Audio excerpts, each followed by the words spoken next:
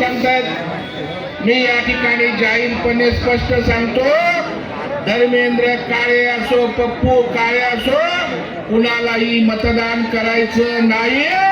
आपलं मतदान कमळाला त्या ठिकाणी असेल, त्याच्यामुळे काही गोंधळ नाही, काही कन्फ्युजन नाहीये।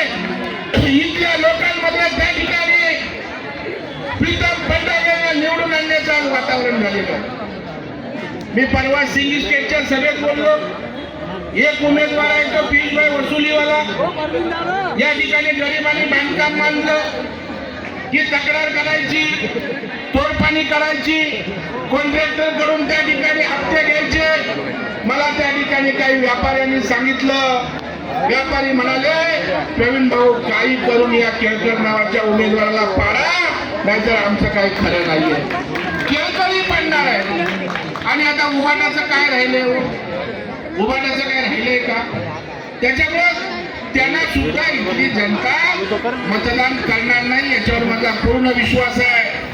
माझी आपल्या सगळ्यांना हात जोडून विनंती आहे, तुमच्या सर्व कामांचा शब्द मी देतो, पियुषभाईंच्या साक्षीने देतो, तुम्हाला इथून कोणी हलवणार नाही।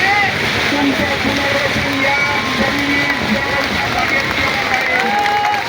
माझ्या मी माननीय मुख्यमंत्र्यांशी चर्चा केली की त्या ठिकाणी बाजूला असणाऱ्या SRA मध्ये जर वाढीव FSI दिला तर आपली लोक त्या ठिकाणी जाऊ शकतील।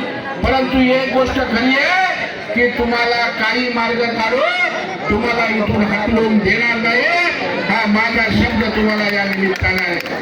माझी आपल्याला एवढीच विनंती आहे, आपल्याकडे रात्रीचे भुरटे चोर येतात माहिती ना, एक क्लिप तुम्ही बघितलीत का हेमलता नायडूची? बघितली का कुणी? व्हायरल केली की